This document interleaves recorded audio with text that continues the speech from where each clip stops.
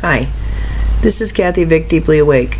At some point, it would make sense for me to change my shirt so that you'd think that perhaps I own more than one shirt. I can assure you I do. I have a proclivity wearing the same outfit again and again, so not like Kai Pacha, who always shows up like a peacock. Oh God, I love him so much. Oh, Tom, thank you so much for helping me on my path, and you still do. Yesterday, it was a great joy to see your face and to have you once again comment on what was indeed going on in my reality. Thank you. I want to talk about forgiveness because it is something that has come through from the beginning, and it is something that I can and do get to a state, and now I'm in that state all the time, where I understand that forgiveness is like, I don't know, it's a weak structure that is like popsicle stick house.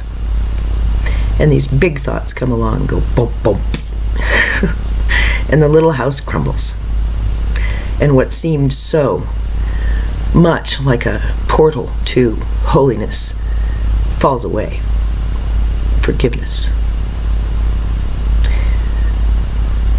I'm not a fan of that because I think that forgiveness implies things that I would prefer not to say to another. I would prefer for my love to run clear. If I say that I forgive you, what does that mean? Well, I prefer to look at it a different way.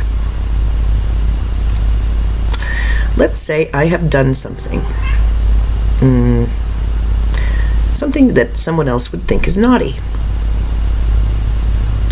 I can assure you I've done many of those things. I can assure you that I've had to petition for forgiveness a lot.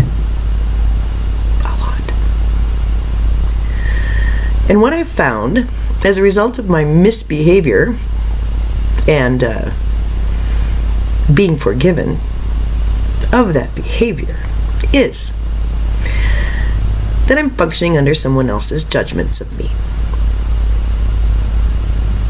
Because I got to the place where I would look at who it was I was asking for forgiveness from, and I began to think,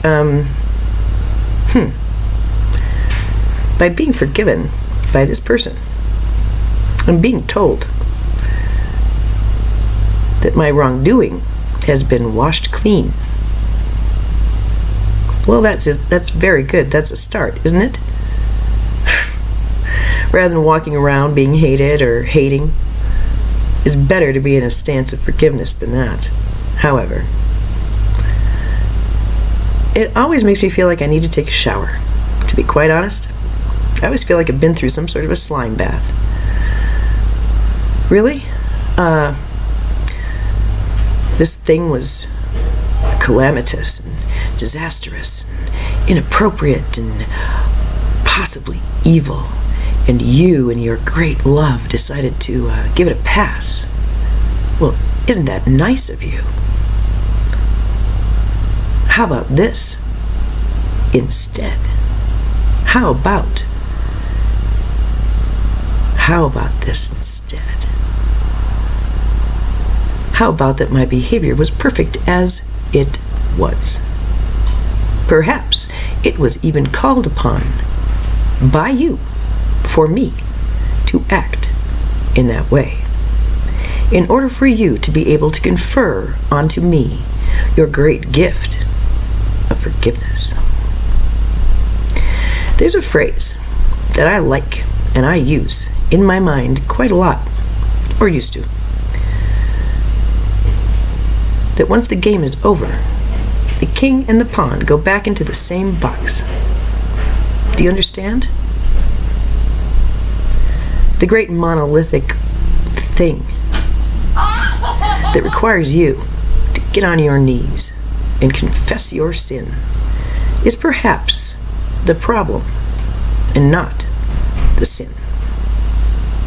Perhaps the sin was okay, and perhaps it's this whole structure that needs to fall. I can tell you I have had great experience with the concept of unconditional acceptance and permission, which I think are higher octaves of simple, unconditional love. I think in this reality we have used love to the point where it's a nonsense word, and that is one too that perhaps should be stricken from our record, until we can find a way in which to say it, or a new way to express what love truly is. I require forgiveness from no one. Neither do I expect it, to be honest with you. And what freedom that gives me. What sovereignty I know. I know that whether you think that what I do is deserving or undeserving of forgiveness, that if it came from me and it was from my heart, then indeed it was perfect. And in my situation, I know I am called on by my brothers and my sisters to act badly sometimes. Do you understand? You understand how willing I am to be a fool? Oh, that is my favorite role. I love it. I know how to be the whipping boy. I know how to be the scapegoat. And I know how to be the victim. And now I can see very, very clearly when someone wants me to assume those roles and that position. Because sooner or later, my pants are going to be down and my ass is going to be in the air and it's going to be spanked because I did something wrong. And then I can turn around and say, "Thank you, sir. May I have another?" I don't think so. Not anymore. I'm justified. Simply by breathing air, I am justified. And you, my love, are too. Come. Let's talk about our sins. Let's talk about all the judgments others have made. Let's talk about the deep and velvet nights that we have spent so deep in a futility of self-hate that within it we have found our God. If you want to forgive me, if that's something that you feel you need to do, thank you for that high honor and blessing. I appreciate it because I know from where it comes. It's the first strain of music coming from your soul.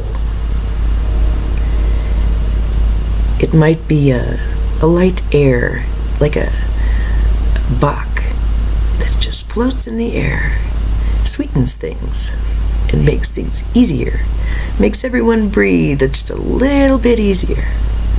Oh, but there's so much more. So I end by telling you how much I love patience, how deeply I am in love with those who suffer. It doesn't matter if they twirl around in their own fecal matter, painting the walls.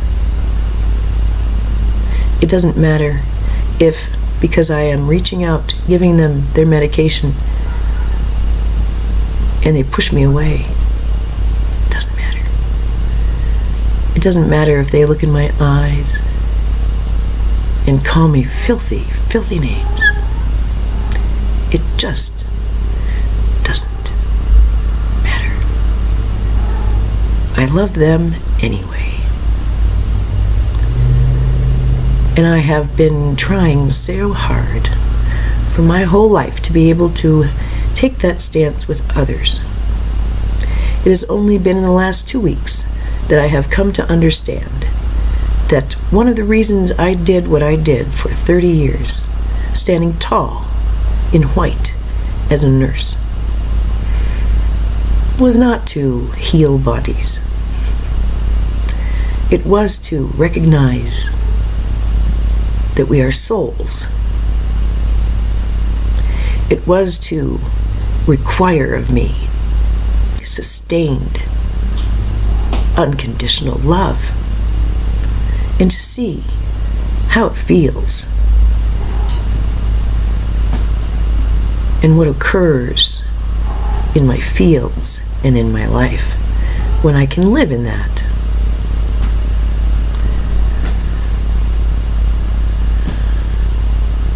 If I assume a stance of utter love for self,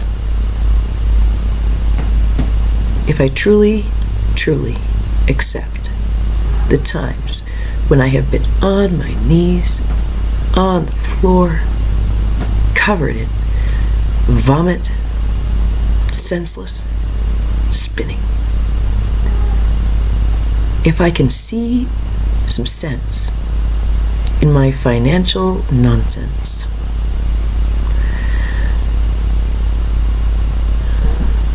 if I can feel the communion as I say words that cause harm, simply their honesty causes harm, or if they speak to me and I am destroyed, still, what rises above and sings below is, I love you, I love you, I love you. I understand, I understand, I understand. It's okay, it's okay, it's okay. I see you. I know you. I love you. Thank you. I think this is a better prayer than the other one, because it removes the reflexive judgment which forgiveness holds. So for today I say to you, each of you watching, and it comes from something that is far more vast than my simple heart. I see you. I know you.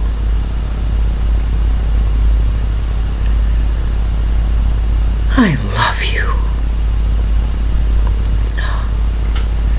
Thank you. Thank you.